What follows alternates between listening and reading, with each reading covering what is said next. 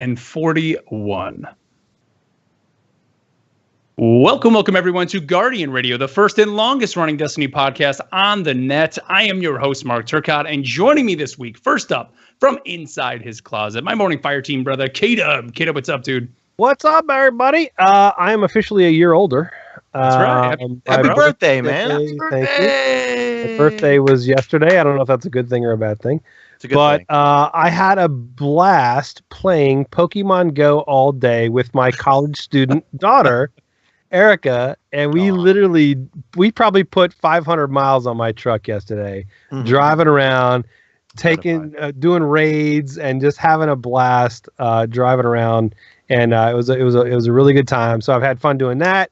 And the Olympics, I'm a curling maven, dude. I love curling. Who's the new America guy? He has like the trucker hat on with a mustache. Matt. His name is Matt. They call Mario Matt, right? And he's got the hat on. And they beat the Canadians today, dude, in a round robin to keep their dreams alive of maybe winning the gold. So it was a huge thing.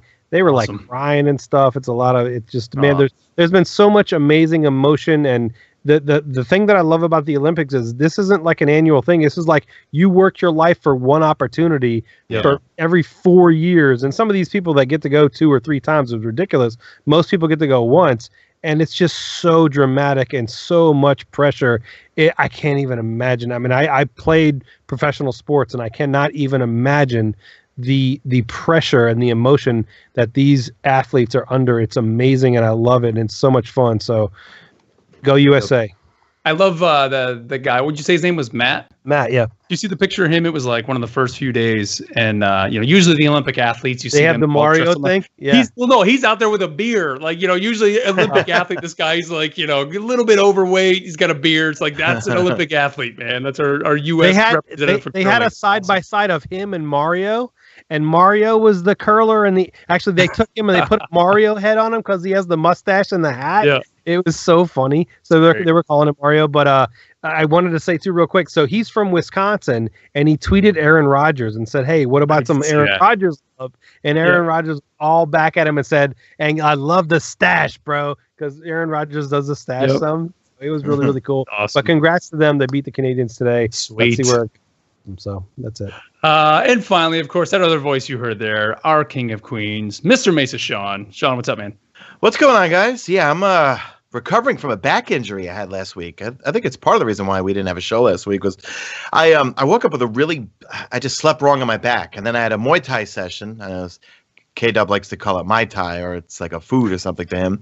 But no, and then after I had my training session with my coach, who's a fighter, man, I literally felt like someone set my back on fire for like 4 or 5 days straight. But my lovely girlfriend, who also trains in Muay Thai, she showed me these amazing stretches that I've just been doing all week long and just getting things back in order, using Icy Hot and stretching every day. And now I'm feeling so much better. So I couldn't even really sit down to play Destiny, like for that much, because it just like, it hurt when I was laying down. No, it hurt when I was sitting down and it hurt when I was standing up. So the only thing I could really do is kind of like lay down and watch TV and stuff, But tomorrow night I will be streaming on my YouTube channel and doing a Scuf giveaway, a Scuf controller of your choice. I'll be streaming the Prestige raids with WTF Game Nation over on Twitch. We'll kind of be doing like a dual stream. They'll stream on Twitch. I'll stream on YouTube. I'll be, just kind of helping them out with their raids and stuff. And then at the end of the stream, because we had a really good successful stream last time, Scuf sponsored, where we gave away whatever Scuf you want. Basically, the winner just goes on to scuffgaming.com, and Mark in his picture, and just basically lists all the options they want, and then I will Scuf will ship them off them the following week. So what time tomorrow? Tomorrow 6 p.m. Eastern. I'll be streaming right here, right on YouTube, and then they'll be streaming on Twitch. So, but we got a lot of stuff to talk about because we didn't do a show last week. That's so we got the Nightfall Strike scoring. We got sandbox updates. We got big changes. And as I keep calling it, the slow TTKing of Destiny 2. Destiny 2, yep. And I think we got to start doing the hashtag. I don't know. It might make an appearance at GuardianCon. I don't know. Hashtag I still play D2. Because notice I'm losing a lot of the dead weight on my channel because my comment section has shifted. It's all people that still enjoy the game. So I think the people that like to complain have moved on to other games and shit. Sorry. Like Fortnite and stuff. And I tried Fortnite last night. I like it. It's a fun game. I am terrible at it. But it's a completely different animal to Destiny 2. And I really don't think people should compare it. I get it why those big popular PvP streamers switch to it, because they need that type of rush, like Battle Royale stuff. But for me, I mean, like, it's fun. But at the end of the day, I like shooting aliens and I like raiding and stuff like that. You know, it's funny. Like we know those people really well from Epic Games. I mean, obviously, they're also the makers of Paragon. We did Paragon Radio for a while. And we have a private chat no, it's hilarious. Keep doing that. We have a private chat with some of the people from Epic, and it's just hilarious. And they're amazing people. As far as if you want to talk customer service from a company, if you have a problem, they will directly get back to you immediately and fix the issue. They're an awesome company, so we will always support them 1,000,000%. But you're right about Fortnite.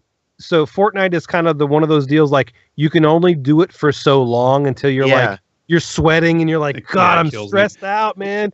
I can't deal right now. So you can do it for a while and it's so much fun and it's addictive. And you went, okay, never mind, we died. Let's jump back in again and let's do it. But after a while, you're like, God, you're pulling your hair out and you're freaking out. You know, it's like it's stressful. Well, dude, what's killing me with Fortnite? Yeah, I would say what's killing me with Fortnite right now is both of my kids are obsessed with Fortnite. Like, oh my God, man. Like, I was at work today, my son was streaming Fortnite. Or like one day I was at work and I actually messaged our friends from Epic. I'm like, guys, my wife just messaged me to say my kids are playing Fortnite IRL in real life. They built forts in the living room because my wife said you couldn't play any more video games. Built forts and then put Nerf guns all around the house. And then like came in and were like, which is cool, right? That they did that. But guys, we got lots to talk about. What are we doing? Just one last thing. What are we doing? Any game that's mostly PvP gets exhausting, and I don't know how like it's people stressful. do. It's stressful. I love that's the thing. I know I'm not allowed to say this because then I get called an EA shill, and I have no ties to EA. I love Star Wars Battlefront 2. I play it every couple nights, but I can only take it in like a dose. For 45 minutes, I play like 4 matches of Strike, 2 or 3 matches of Starfighter Assault, and then I'm tapped out. I want to go back to Destiny 2, and I want to shoot aliens and relax because it doesn't get so sweaty. You know what I mean? So, absolutely. Right, let's move on to Destiny. Let's move on here, guys. But what's up, everybody here? Thank you here for tuning into the show. For those of you tuning in over on Twitch, twitch.tv/Guardian Radio, or over on Sean's YouTube channel, youtube.com/Mesa Sean, you're probably seeing my camera cut in and out. My Mac is pretty much on the fritz, so literally my webcam will come up for about 5 seconds, not even, guys. You can see me right now talking, and then it's just going to disappear in 2 seconds. So I've been kind of popping in and out. I love Ed in the chat said it's literally my Guardian Con photo bombs again, which that's what I'm doing. So it is. I apologize for my camera, but next week it will be back. We're going Thursday to get a brand new iMac finally. Awesome. To get. I mean, this iMac is. I mean, this isn't even what I used to always record on. I always recorded on my MacBook, and my hard drive died in that. So I've been recording on this old MacBook here for the last few months, and it's time. Yes, Ed, I'm with you. I'm addicted to the Olympics too, sir. Yeah. But we got lots to talk about, guys. So let's just move on here with our news segment, the stuff where we talk about the things happening in the game right now or what's coming that we call Dispatches from the Traveler. All right. Well, where do we want to start? We want to talk a little bit about Crimson Days first. I think that might be the place to start because Crimson Days, and it seems like there's been some pretty good positive vibes out of the community. You go to the front page of Reddit, people saying, hey, I've been playing this week and I actually enjoyed it. You know, it seems somewhat rewarding to play. What do you guys think? I mean, that's kind of the vibes I've been getting from everybody. I'm going to give a very brief synopsis of what I think has been happening, and then I want Sean to jump in because he's done this more than any of us. So I think the difference with this year's Crimson Days versus last is due to the meta of the game and the team shotting meta. It equals the playing field versus the really high skilled people, because if you remember last year, what would happen is if you were really high skilled, one of them would just jump off the map and they would go try and do 1v2 and beat you. Right. And it was insulting. And then if you killed them and you beat them, you would like teabag the crap out of them because they were being jerks. But in this meta, what happens is because team shotting is so huge, you have to stick together, work as a team, and try and work those things out. So if somebody actually tries to do that and go 1v2, they're going to get wrecked. And I don't care how good you are. So I think that has been a really good thing to balance the playing field of the average player versus the high-end player. And I think it's been a really good balance to bring, what I always want is I want the average player to feel empowered. I don't want the average player to feel average or below average, because look, I'm not, Mr. PvP. Yes, I've been like all this stuff, but I've typically been carried. I can carry my own weight, but I'm not a top 1%er. And you want to feel powerful when you're playing PvP. And if you're on a 2v2 and you're against, the real crafties of the world, you have no shot. But with this meta, with team shotting being such a thing, and the TTK being as it was what it is, it really helps. We've got an email later from a husband and wife team that they talked to us about how much fun they've had. And it's really, really cool I think that's what's helped this game mode in particular, is the way that Destiny 2's PvP is currently. So that's kind of my thoughts. My thoughts is we've seen a dramatic right turn from the Dawning for this next live event, because you play the Crimson Days playlist, or you do activities in the game, and you get loot from the game. You can't get it from Eververse. She decrypts the engrams for you, but you can't get it. And the biggest thing that they put in was this knockout list, which was genius, because now it's going to recognize if you got something or bought something with Bright Dust. It took it off this list so that it would not give you a duplicate, so you had a chance to get everything. I put a video out because I haven't played PvP in a long time, so I actually got a ton of Crimson Engrams not playing PvP. I simply did patrols because the EDZ was a flashpoint this week, so I would do patrols. I did a whole video on all the math and everything, but you have a well-rested XP bonus for the first 3 levels and stuff, so I got everything from playing PvE. And the fact that I didn't have to buy anything from Tessa Everest is a big, I think, signal from Bungie to us as players, because I've seen a lot less people complaining about Eververse, which is a good thing. And also the fact that when you dismantle the items, you get Bright Dust. You don't get Legendary Shards. So to me, I say a big right turn because the Dawning, while it was fun for me, and I love the gear set, love it, there was a lot of issues with, because you needed Bright Dust and a lot of Bright Dust to buy all that stuff. Or you had to pay with silver, whereas they completely shifted. And I see them kind of nerfing Eververse a bit, whereas, I think Eververse will always be there to buy a few cool things here and there, but for the most part, they listen to us in that we want to do 2 things: play the game, get things. Play the game, get things. Now, granted, it was sparrows and ghost shells and, some exotic stuff, but I'm at the point where I need new weapons. You know what I mean? Yep. From the next live event, because I was thinking about it, with the last Iron Banner, I only played Iron Banner enough to buy the scout rifle.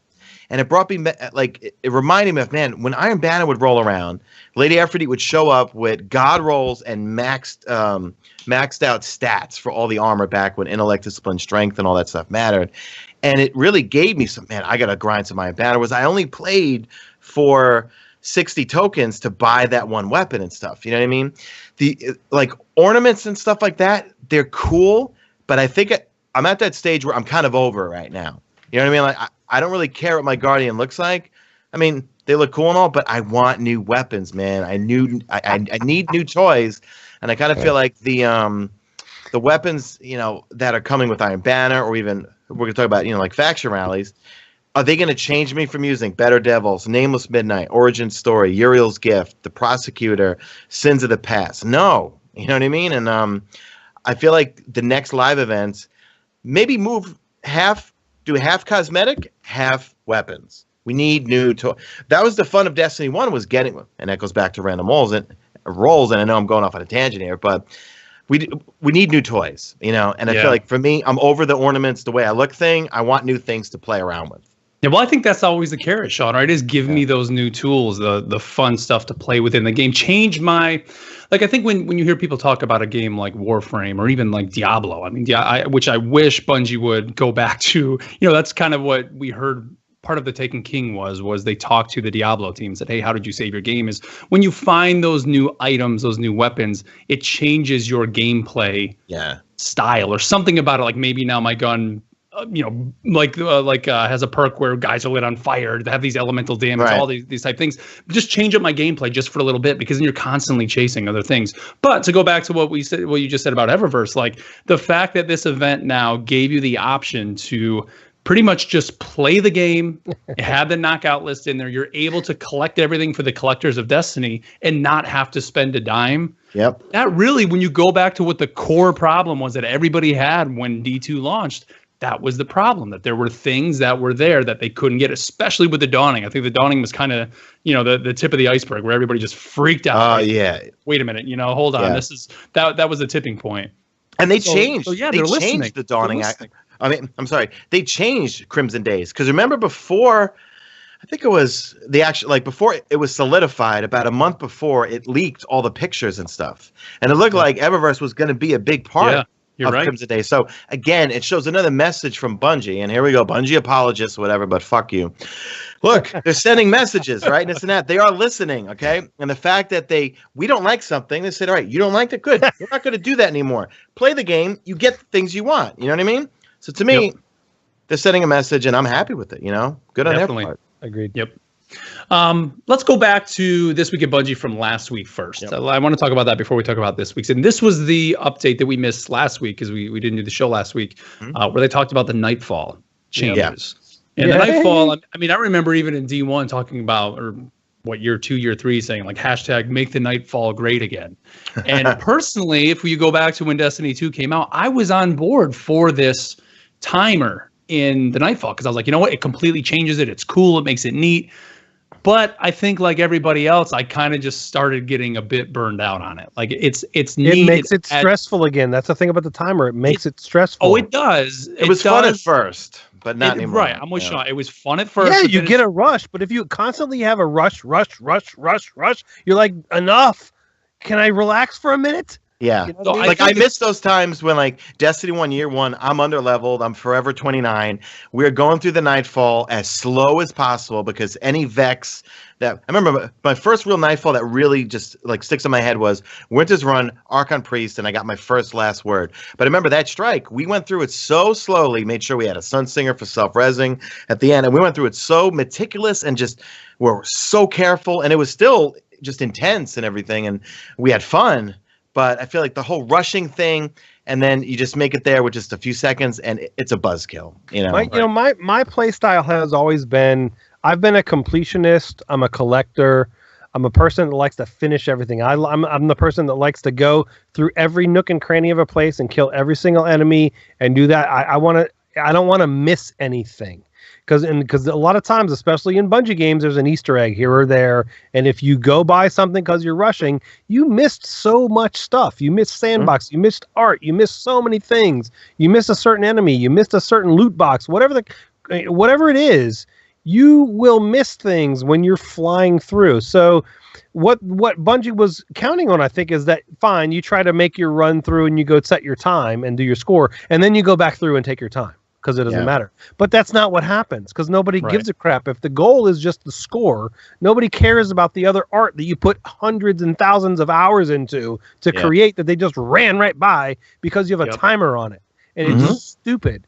And so I think the scoring, man, it's like the best of both worlds. It's like the timer is technically still there, but because you're going for this score, at 18 minutes, I think is what they're saying, the scoring stops. So there still is technically a timer there, but it's like, hey, sort of, challenge your team, everything as fast as possible. Right. Score, get through this. It's team based, so it's all based more on kills.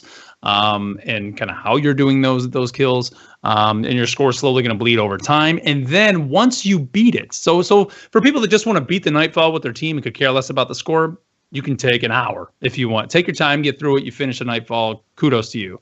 But then there's going to be these challenge cards. And this to me is the interesting thing. Once you beat the Nightfall once a week, you're going to get this challenge card that's going to drop.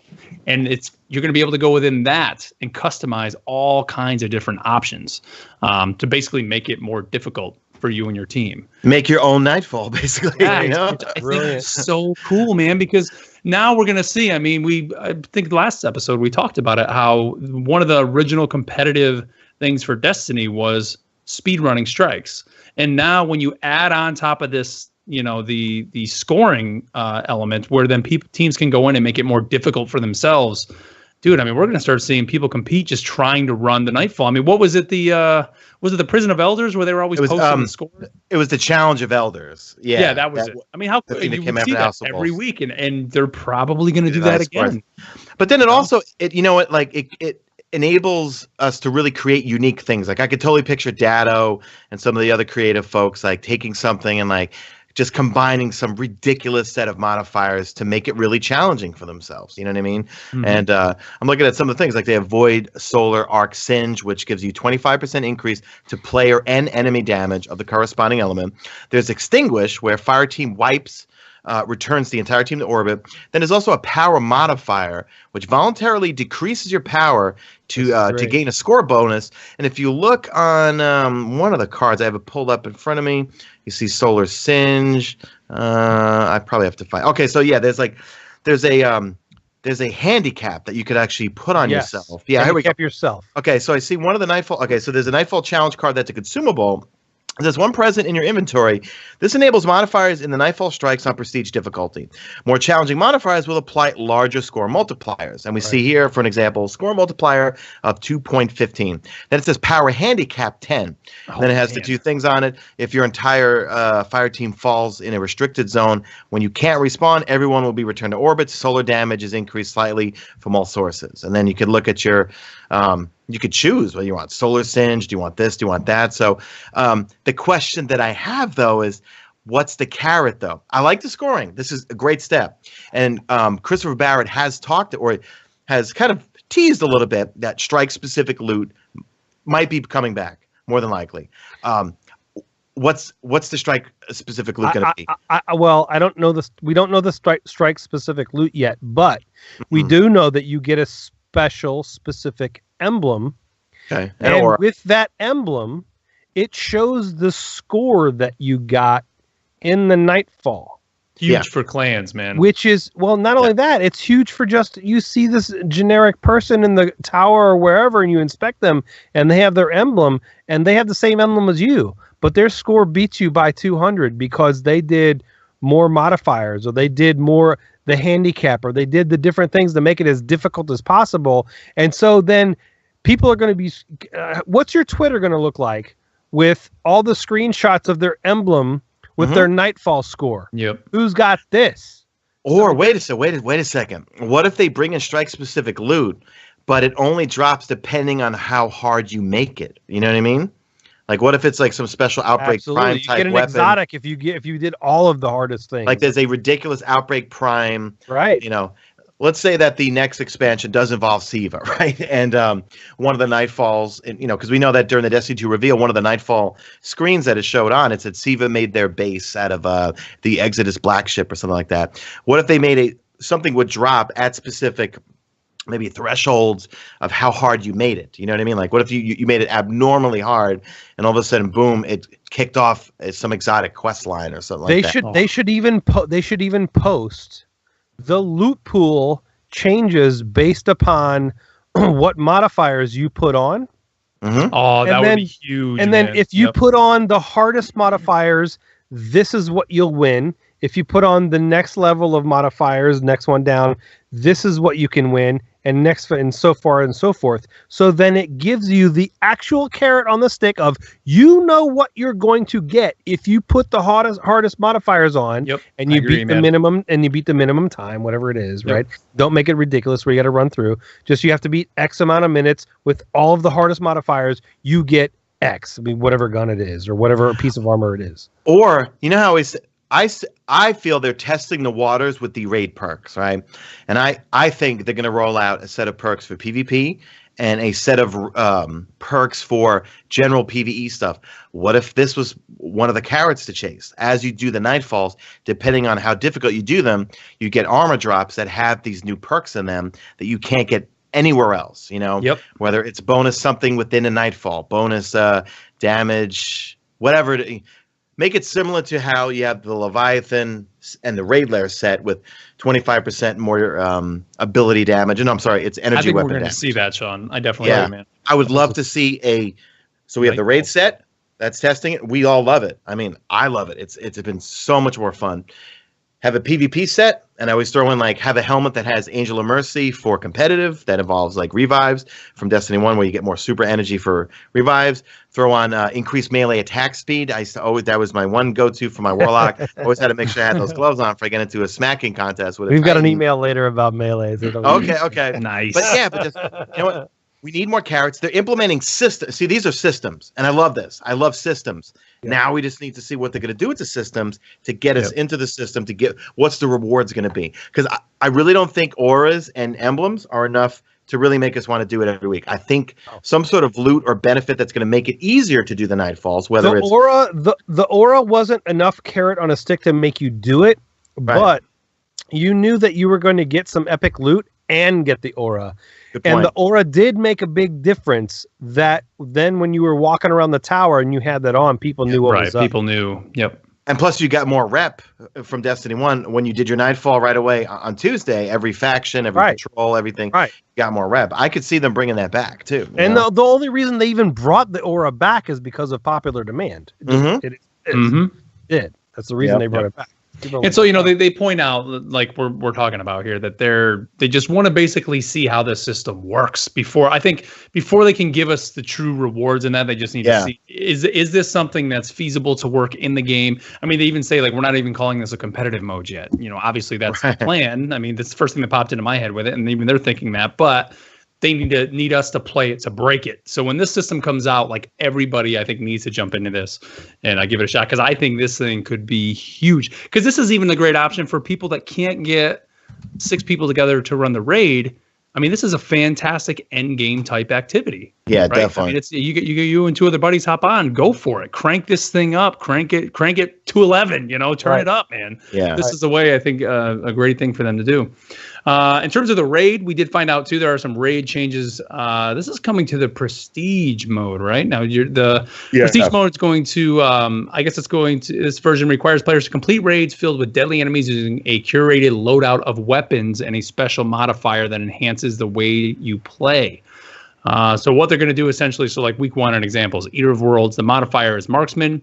Precision damage is increased. Landing a precision shot grants 1 ammo directly to the magazine. The required loadout is a hand cannon for your kinetic energy. This is brilliant. Scout power. Yeah, this is brilliant. Brilliant. Yeah, so, I mean, this idea of basically forcing people to go into the raid with a set loadout with these modifiers on, I think is great. But I think it goes back to what we were just talking about. What's the carrot? That's exactly right. What's the carrot for me doing this? Yeah, exactly. So the funny thing is, what they did was they artificially created a carrot for different weapon types being leveled up. Yeah. Because everybody has the archetype and the playstyle that they like. Like I like scout rifles, so I'm always using Mida. I like, in my energy slot, I like having my auto rifle. So I usually run Mida, auto rifle, and then probably a rocket launcher, depending if it's PvE or PvP, whatever if it maybe shotgun, but usually it's a rocket launcher. But with these forced loadouts, if the Nightfall that week is hand cannon, whatever it is, and you're like, oh my god, the best hand cannon I have is a 235 hand cannon. Like, what do I do now? Right. So it gives you an artificial carrot on a stick to then either level one up that you have or go get one. Right. And that's kind of where that's going. But the problem with that is what's going to, I think, happen is people will skip it. It's not going to incentivize them to go get that weapon. They're going to skip it. But if there's an incentive, a carrot at the end of the stick that if you complete, let's say this loadout right here, hand cannon, scout rifle, linear fusion rifle, if you complete it with those weapons, you get XYZ. There needs to be a carrot because you're right. If there's no carrot, if it's just armor, I'll skip that week. Right. Looking at week 2 where it says for the raid lair, sidearm, submachine gun, shotgun for the raid lair. Now, these are all hypotheticals, of course, he says right up top. If I'm not getting a carrot, I'm going to skip that week. You know what I mean? There's got to be. And I think, once again, these are all systems right now. We need to figure out what the carrot's going to be at the end of it. Right. In terms of loot. Right. Yep. So interesting stuff, man. I mean, it's cool to see them at least playing with what's in the game now, adding some systems on top of it. I want to add one little thing. So see where it goes, man. they listen so much and are trying to they're trying to appease the audience so much that I'm laughing at chat, sorry, that they're going to significant extremes to try and find a balance that players like. That, man, it's, look, something we're going to talk about from this week at Bungie is the balance is not easy. Making these games is not easy. Making what the fans want is not that easy. And we're going to talk about that in a little bit, but dude, they listen better than any companies that I've ever seen. And we have friends at Epic Games, and they listen probably as good as Bungie does. And those two companies are probably my favorite two gaming companies because they listen, man. And anybody that says they don't, you're not paying attention. So it's interesting to see what's going to happen. Yep. Let's move on to this week. And this week at Bungie, we had, of course, the announcement that Faction Rallies is coming again. So it's kicking off tomorrow as we're recording this. Nothing too new here. I mean, this seems to be pretty much just same deal, right? I mean, we got the 3 new weapons. I mean, what do you guys think of these weapons? You got any early feedback? I did a video on, I think New Monarchy is going to win this one again because of the fact that the Scout Rifle is pretty decent. And the winning weapon, I'm pulling it up right now. Okay, it's the Pulse, isn't it? The New Monarchy? Well, okay, so they're throwing in weapons into the engrams that you can cash in for tokens, right? So for if you just cash in tokens, you can get a new linear fusion rifle for Dead Orbit, a Omalon hand cannon, and a scout rifle that looks like a DIS-47 for New Monarchy. Right. You also will be able to get last Faction Rally's winning auto rifle. So there's a Future War Cult auto rifle, the Energy Vice Dead Orbit auto rifle, and then, of course, the New Monarchy one. But then that Hake New Monarchy one looks sick, by the way. Yeah. And then New Monarchy, the winning weapon is a slow-firing, high-impact pulse rifle, but it's got Rampage on it. That's one of the best perks in the game. You got a scout rifle, a pulse rifle. Pulse. Looks for like Dead Orbit. Yep, and then a scout rifle for Future War Cult. And Future War Cult's going to lose it again because Future War Cult, when I first saw this, it's like, that's a Nameless Midnight, man. It looks like one. No, it's not. Right. It does not compute with, I think, some average perks. I did a whole video on it last week, but it just goes back to one of those things, like, man, like the perks on some of these weapons, like, I kind of feel like it goes back to Destiny 1 where when Iron Banner would roll around, because if you grinded the heck out of it, you'd get a God roll, something you could buy from Lady Efforty. You know what I mean? Right. And I feel like with these weapons with static rolls, the Omalon hand cannon for Future War Cult stinks. The Linear Fusion from Dead Orbit has Outlaw on it, and that's cool, but when I use the Linear Fusion, if I do use it and not using rockets, my phone is ringing. Hold on. Wow. Hello, my shoes fell off. The phone is ringing. The Linear Fusion Rifle, I'm always going to use for DPS. So Outlaw's not going to proc for me because I'm using it not to take out yellow bars, but like just to shoot a boss in the head. The auto rifles are pretty cool, but I don't know, just like the weapons don't really blow me away just in terms of their perks. Let me ask you a question. So I think we all agree. I think New Monarchy is going to win again. Is it just the red? I think it's just the red. I always thought it was just black and white with Dead Orbit. I know they've got the best one. It was, but they have they have a Viced Linear Fusion, which looks kind of gray. They have a Viced auto rifle, which again looks like kind of like a Linear Fusion, but it's kind of like meh. And both of those two weapons that are red with the muzzle on them looks ridiculous. They look pretty sweet.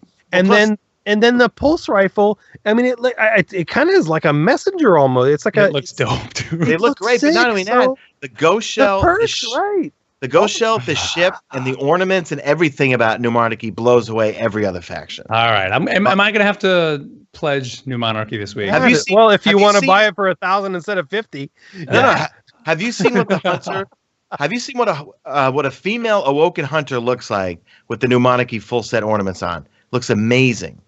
They have great ornaments. They don't have the fat, puffy ghost shells that we don't like, K-Dub. They have a real ghost shell with a lion. And plus, if you look at all their weapons, they stick that little lion, little gold emblem on the side. It looks cooler. You know what I mean? Yeah, but it goes back to the perks, man. And I feel like right now, Future War Cult's going to lose again.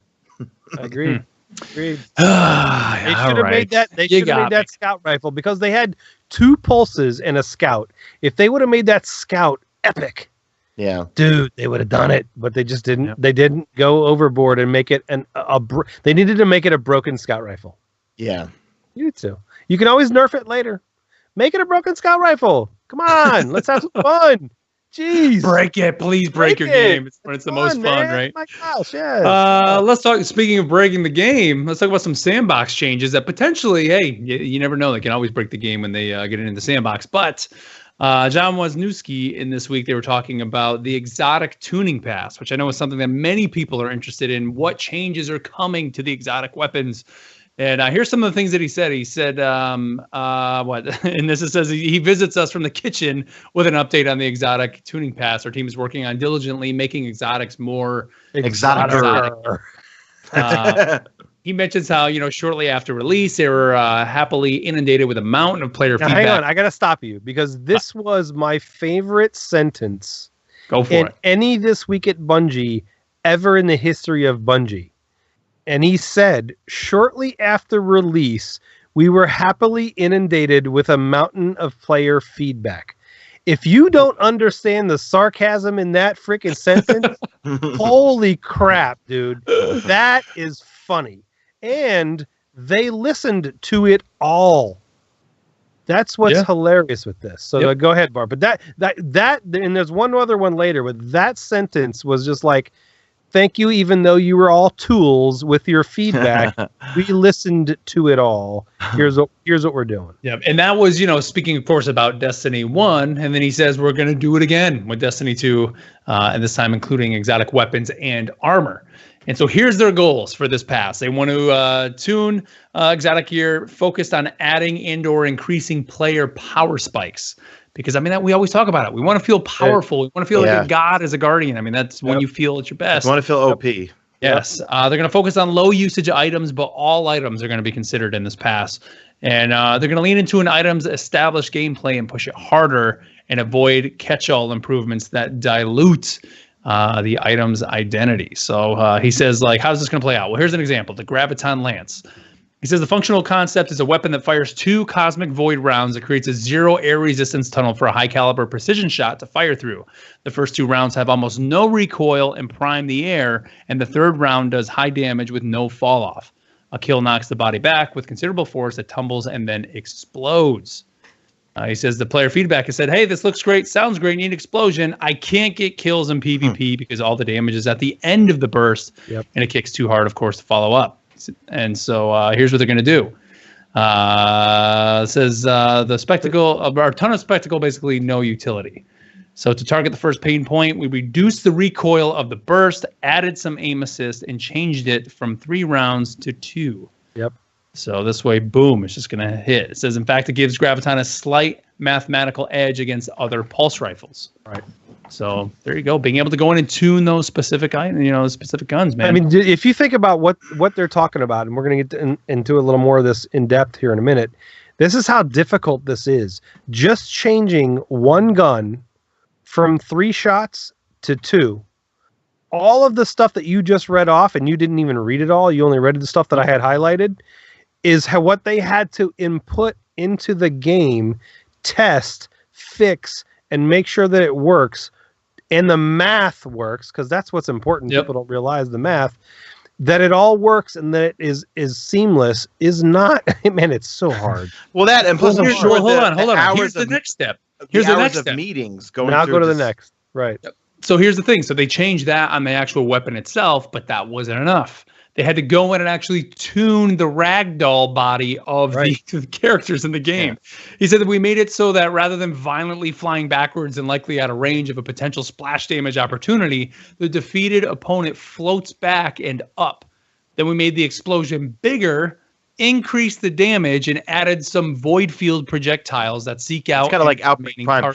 Like Outbreak, right. The night before that they put this out, actually, they were going, those guys are playtesting stuff right now. John and a few of the other devs were tweeting back and forth that they were having some matches, and they were saying something between Graviton versus Skyburner's Oath, right? Skyburner's Oath is fun in PvP. And then I tweeted to John, I said, are you making the cosmology perk bigger? So then, he just responded, wink face, I guess you could say big. You know what I mean? You're just like saying basically yes. You know, because listen, we all love Firefly from Destiny 1. We like explosions, you know, and Dragonfly is just not cutting it right now. You know what I mean? So I feel like they either need to bring back Firefly or make Dragonfly like Firefly. But it's nice to see something like Graviton Lance that has this type of perk where things are going to explode, because you want to kill an ad and then have it do some splash damage to, you know, that was the beautiful thing about Outbreak Prime, you know, was when you were laying into some dregs that were next to a fallen captain or something, that fallen captain would start taking damage from the little nanites that would come off the dreg. Right. Oh, I love that gun, man. Still like it too. That's what I wanted. Besides my Mida, dude. Like, that is the gun. We're going to talk about it here in a minute because it's coming up. But that's what I wanted Vigilance Wing to be. I wanted Vigilance Wing to be the next Outbreak Prime. Yeah, you're right. Yeah. So here they did go in to say that at the time of writing this of the update, these are the following weapons that are not getting an update: Merciless, Telesto, Warcliffe Coil, Mida, the Colony, Legend of Acreus, and the Vigilance Wing. And he said some of the above perform well without needing changes, while others, like the Vigilance Wing, are already benefiting from the tuning changes that are already planned coming in 1.1.4. Right. So they're already buffing Vigilance, thankfully. Kind of through that, yeah. Right. So what are you going to say, Sean? Was there something you were going to say when we were talking about the Vigilance Wing or no? Well, Vigilance Wing, I think what they're inferring here is that because of what they're going to do to like auto rifles and other weapons, I think, means that Vigilance Wing might be in a better place. Yeah. Or am I just kind of reading into that, I think, you know. I think somebody's saying in the chat that Sunshot is not on the list. I think that they mentioned Sunshot somewhere, didn't they, Sean? When we did this on this. By the way, Sean and I have been doing a live stream every time that this week at Bungie goes live on his live YouTube channel. Check it out at Mesa Sean on YouTube.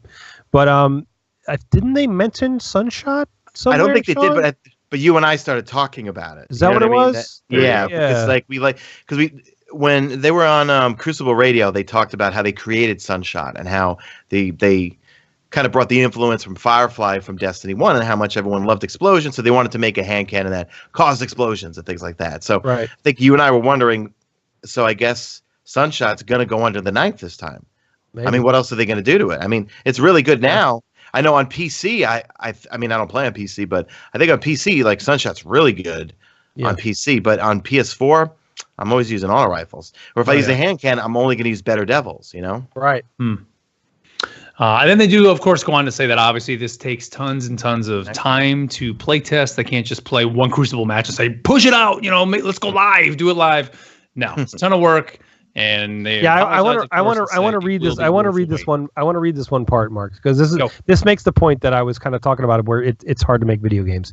It says we'll be touching a lot of powerful gear with this update, and to truly understand the impact for players requires a lot of design iteration and test time.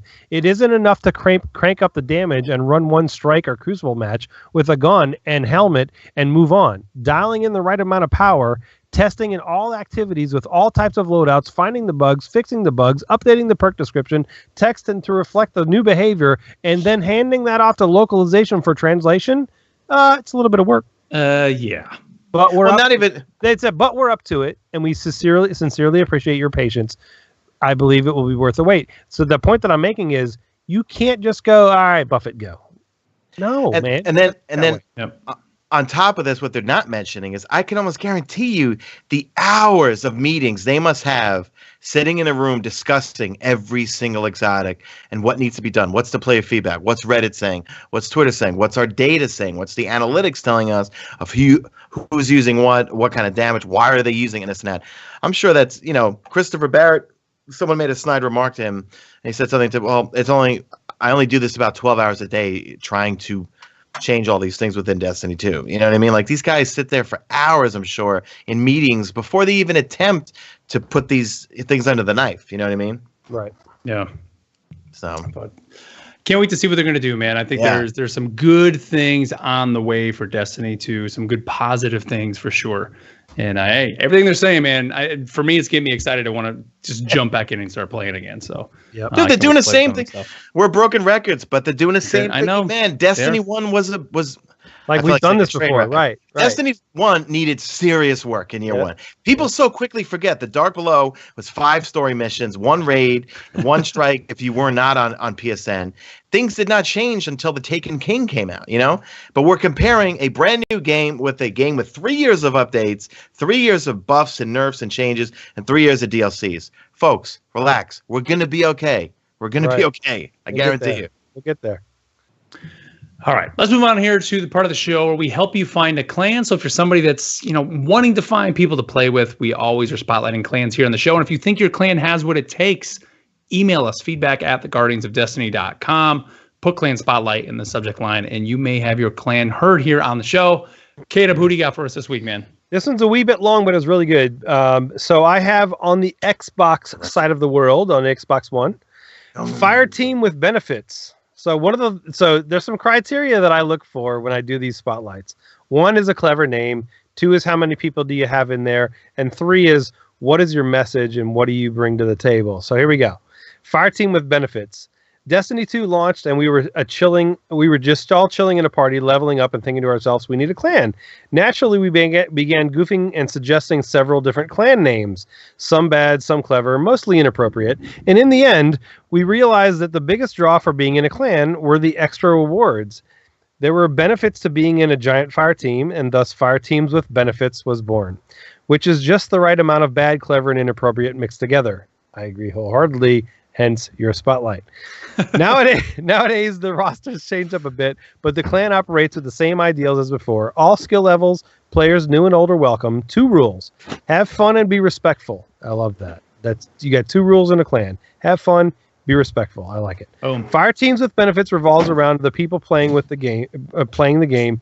Destiny 2 is just a canvas for our beautiful chaos. We encourage consistent engagement. If you're only here for the benefits and not the fire teams, quite frankly, you shouldn't be in a clan. We pride ourselves in being more than just a clan.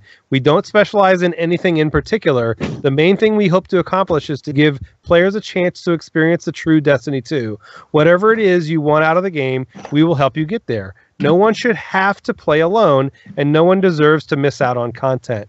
We have roughly 35 active players, hoping to boost the number, usually 5 to 15 logged on every day, sometimes 20 on the weekdays. Goal is to get as big as we need to be. If more than 100 members want to be a part of FWB, we'll make it happen.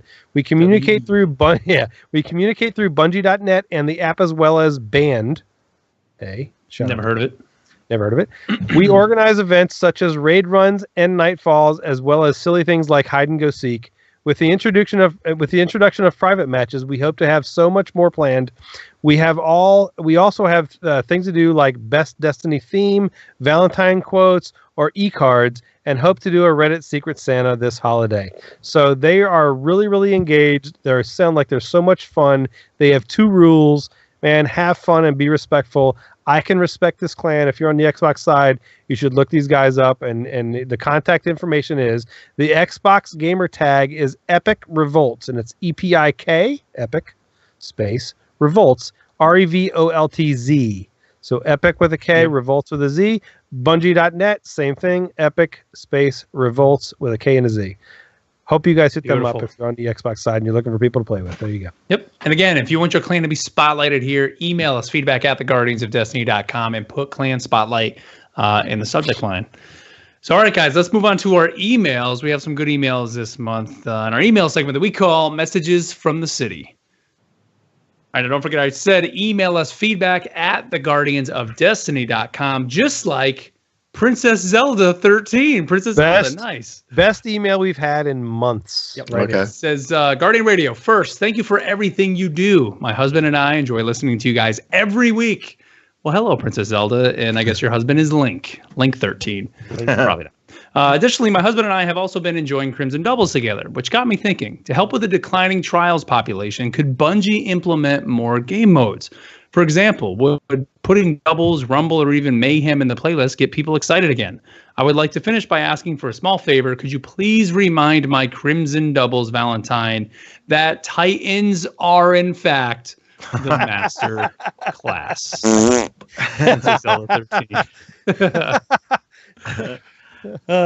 Yes. First off, Titans are indeed the master class. I love that idea. You know what I mean? I don't know how well received Survival is with the competitive community.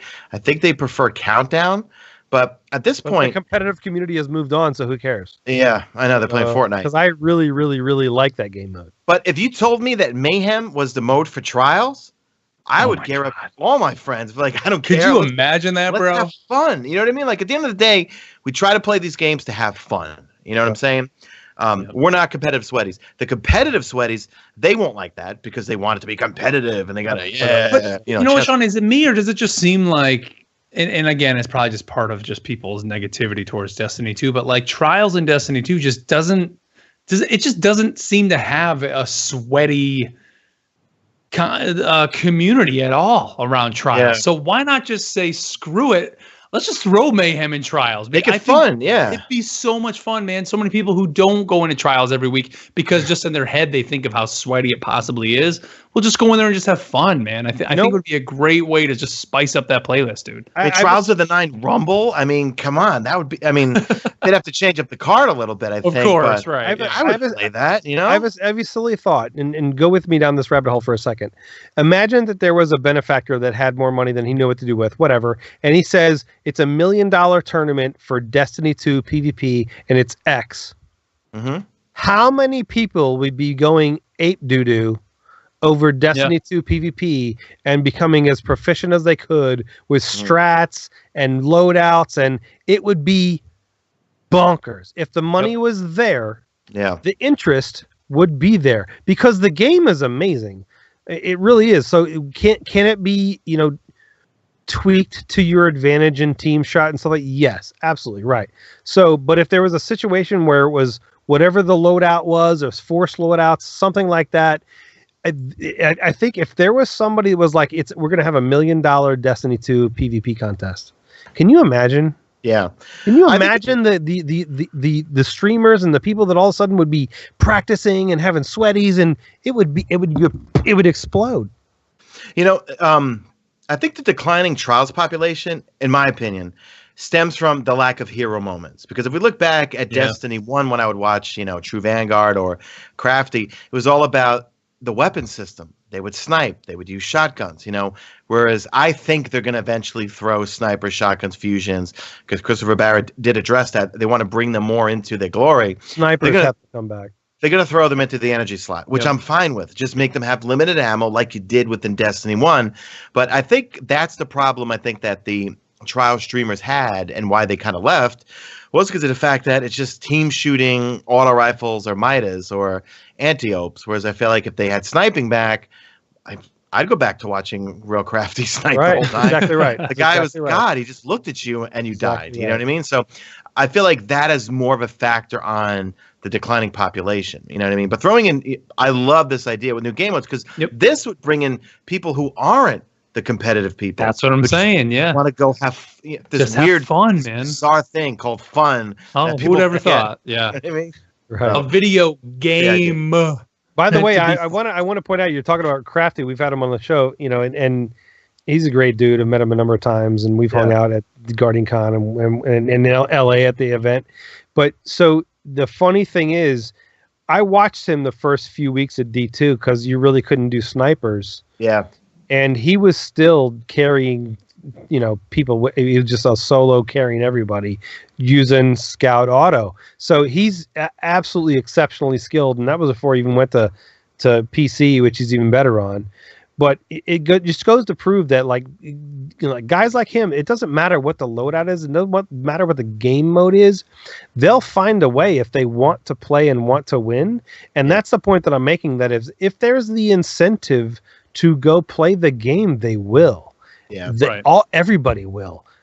It's just, unfortunately, for some reason, people have the thought that they don't have the incentive anymore, and so they go play another game that isn't, in my opinion, any better. It's just different, and because they've all gotten a jaded point of view for some reason. And I think, if you really think about things openly, if Destiny 1 never happened and we were playing this iteration of Destiny 2 at Destiny 1, it would be just as huge. I think it would be bigger than it was even with Destiny 1 with this iteration of the game.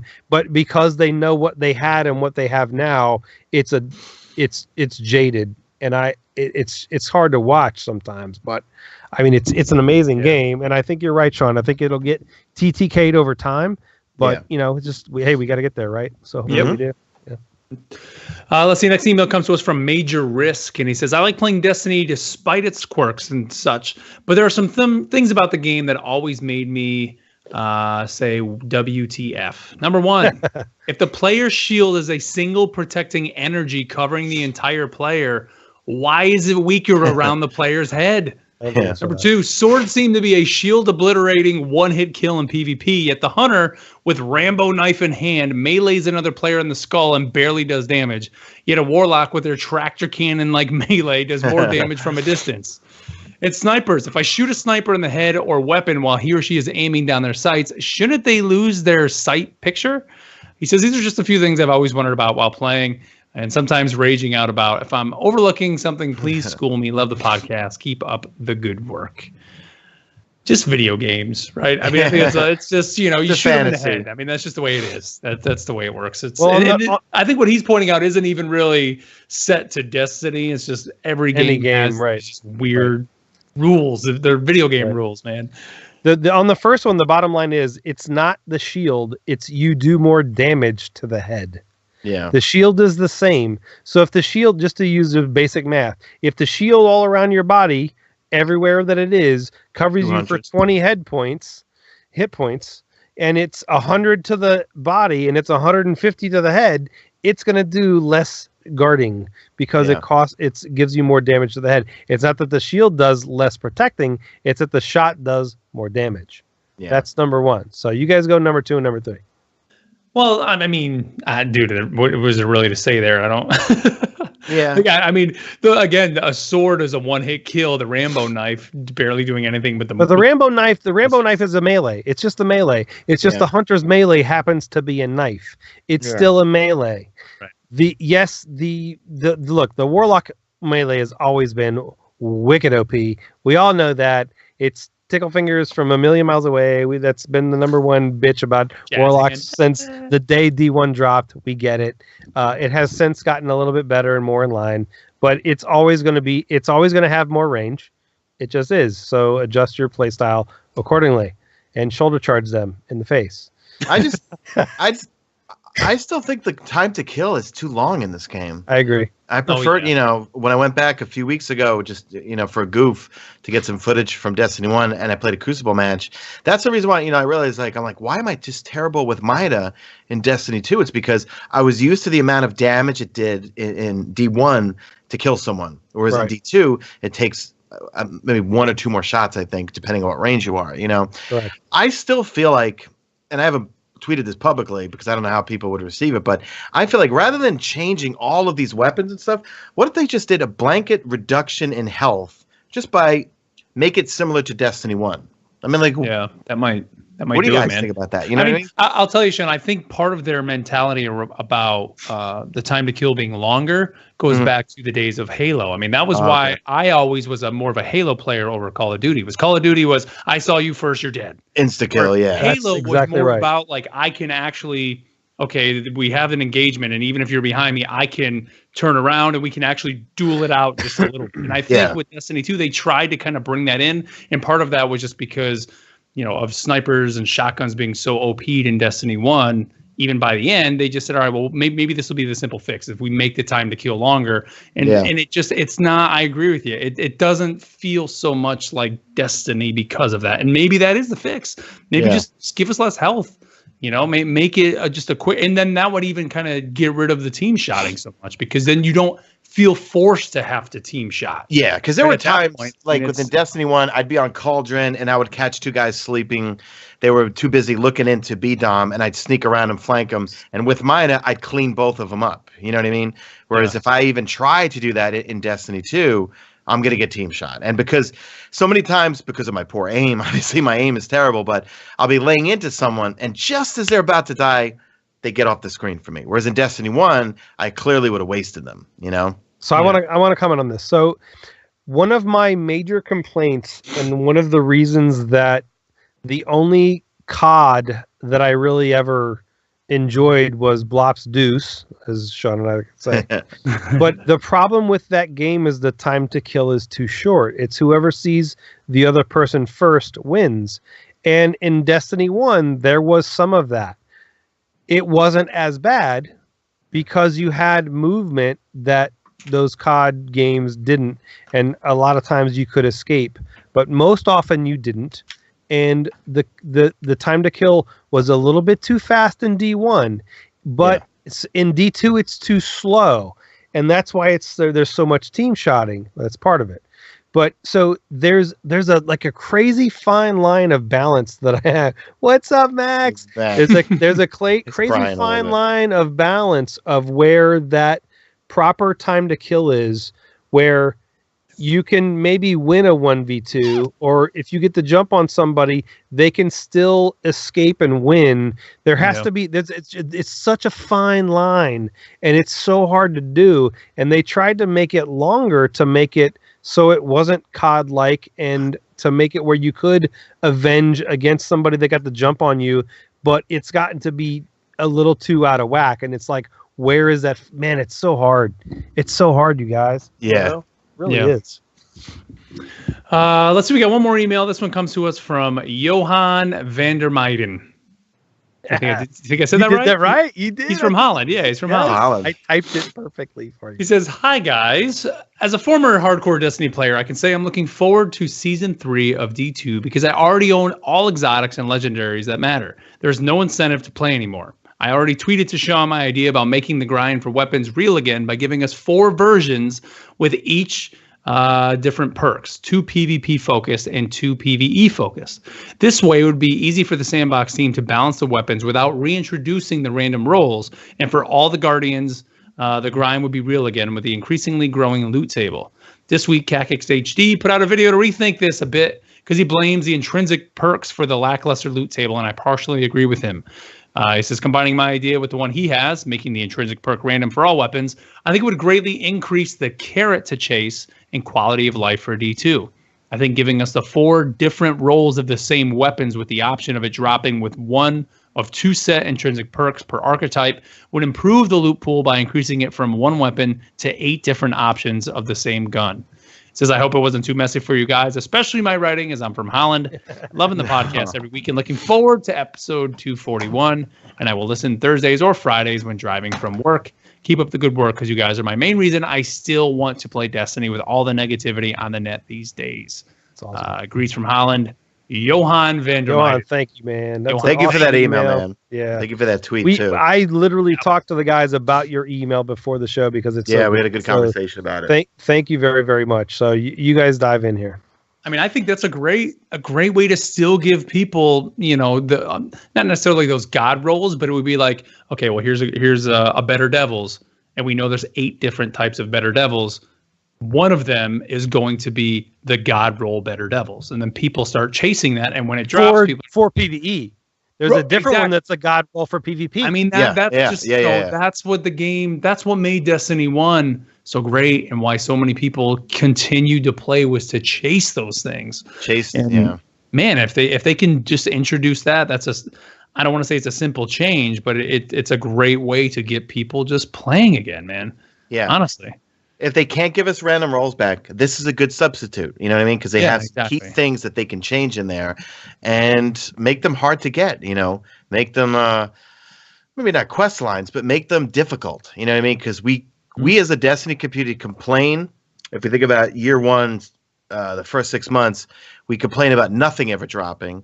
And then we complain too much when everything drops. I remember the summer of 2015, I grinded, I think it was either Rock Strikes or Dragon Strikes. I forgot the name of them back then, but to try to get a Hopscotch Pilgrim every night, hours on end. I finally got one. Yeah. You know what I mean? So they need to find a balance between giving us a lot of stuff and not giving us enough. But I love this idea, but just make it so that it's not like we all instantly, week 1, I have all 8 of those Better Devils or whatever, and this and that. You know what I mean? Right.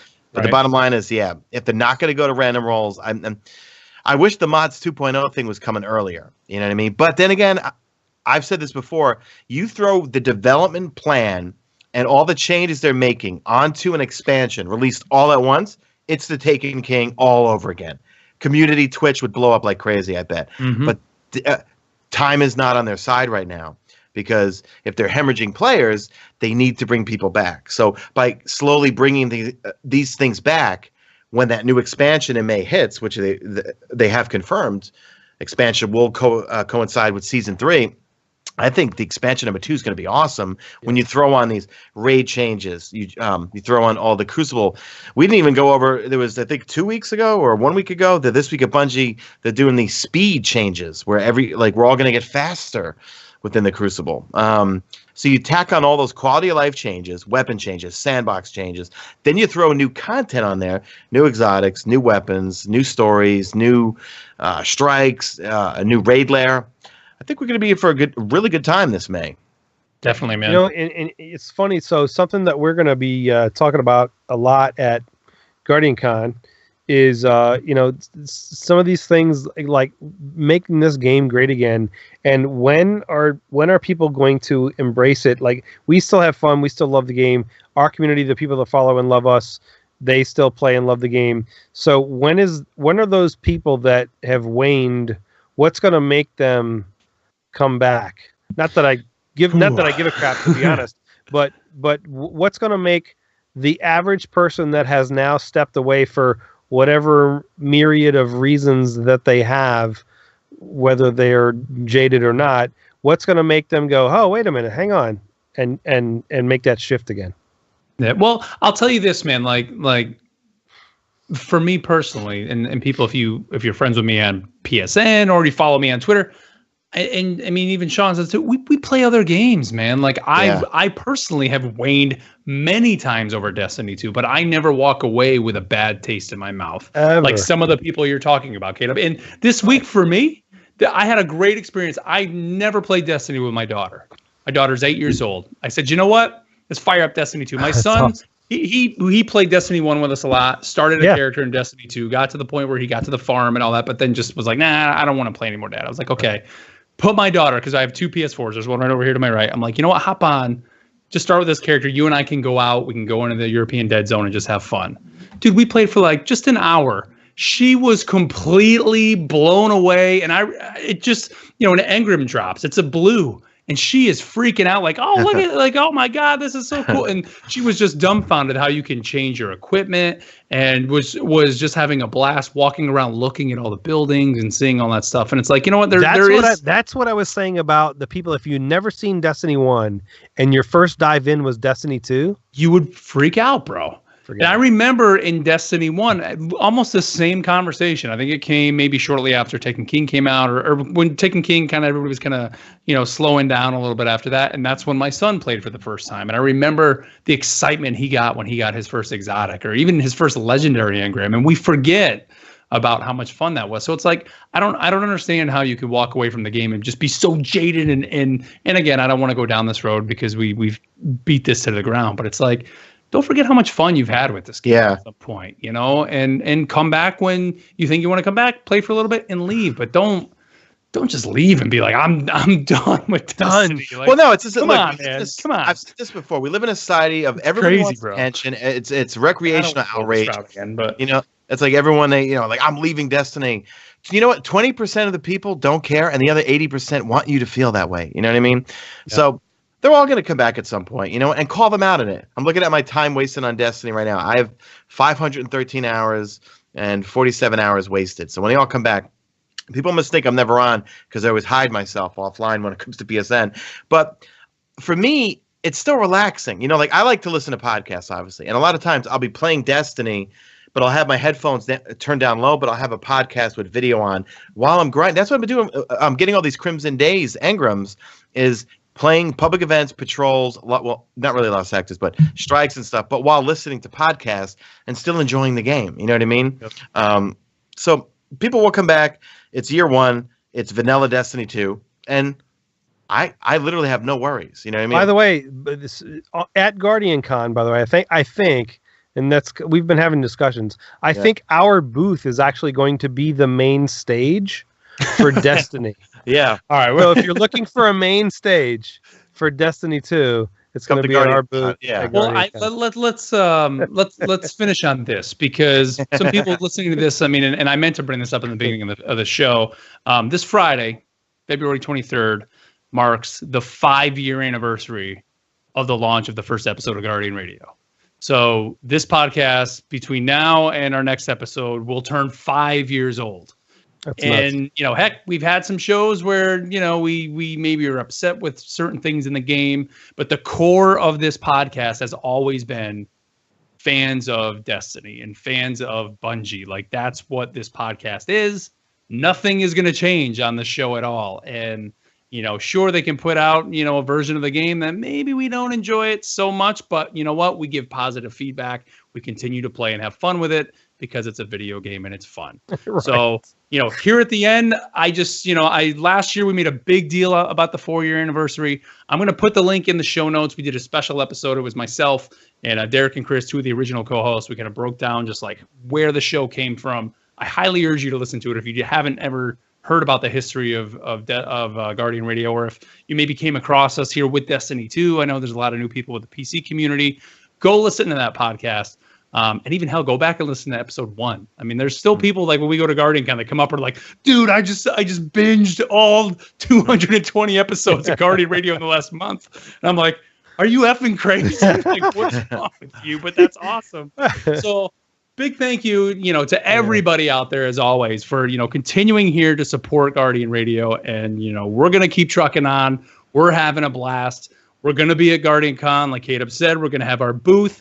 We're going to be there because we enjoy Destiny. And I hope that people that are still going love Destiny 2 that are going to be there with us.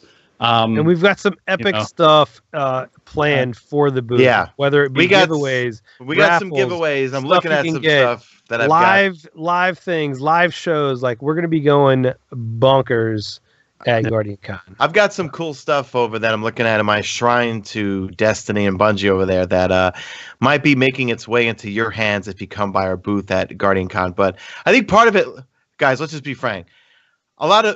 We're saying this because we Frank see a lot Rizzo. Is that Frank Rizzo? Frank Rizzo.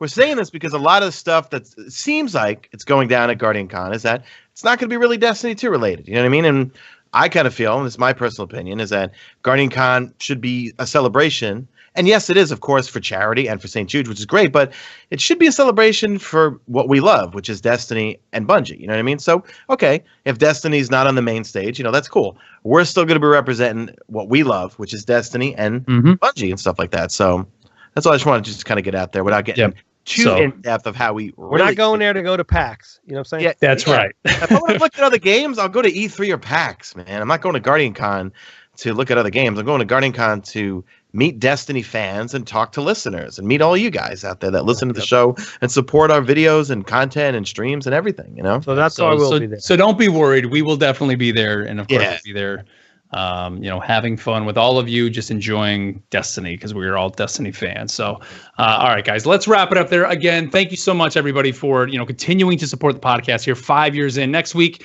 maybe we'll even, you know, have a few other things. You know what? Email us. Feedback at theguardiansofdestiny.com. Just, you know, tell us about maybe when you started listening to the show, and maybe we can read some of those here on the air and just, you know, I don't know. I think we got to do a call-in show eventually, I think. Oh, we do got to get another call-in show. But you know what? The way this computer's been going, man, I got to make sure I get that thing up and running. Once you get that new iMac, man, you'll be good, man. Yeah, I said hopefully, well, I should have the new iMac next week. I mean, my wife, I have Thursday off this week, and if not, I'm on vacation all next week, so at least soon we're going to be getting this new computer. Definitely. But don't forget to email us feedback at theguardiansofdestiny.com. Best way to keep in touch with us is on Twitter at guardiansofd. Big thank you to everybody over on Twitch, twitch.tv/Guardian Radio. We're doing the show live definitely next Monday, 8:30 p.m. Eastern, 5:30 p.m. Pacific. And don't forget, you can find the YouTube version of the show over on Sean's channel at youtube.com/Mesa Sean. And you guys are going to be doing the this week at Bungie? The TWAB, doing the TWAB on Thursday. Because, dude, they've been ridiculous. It used to be like me reading 3 paragraphs. All right, guys, that's the news. But now there's so many changes going on with the game that there's so much to digest. Yep. It actually helps me too, because when I go to do the rundown on Sunday or Monday, I'm like, I've gone through it already in my mind, because usually it takes me a couple hours to do that rundown, because I want to go to the news. There's stuff that happened on Twitter. What did Irk say? What did whatever. And then want to put a rundown together, and it really helps me to do it. And it's a lot of fun, and we do it live. I got a chat on Sean's YouTube channel, and it's really, really a lot of fun. And it's exciting, because you get to live have your feelings come out about what is coming with the game that are making changes to the game we love. And it's really, really fun. So it's cool. Yeah. Check it out. Yep. Awesome. All right, everybody. Well, let's wrap it up there. Again, thank you guys so much for this week. And thank you for continuing to support us here now 5 years in, which is crazy. And with that, we'll catch you next week. Later. Resurrection 117. It's over. All right. At one point, I'm sure, I don't know if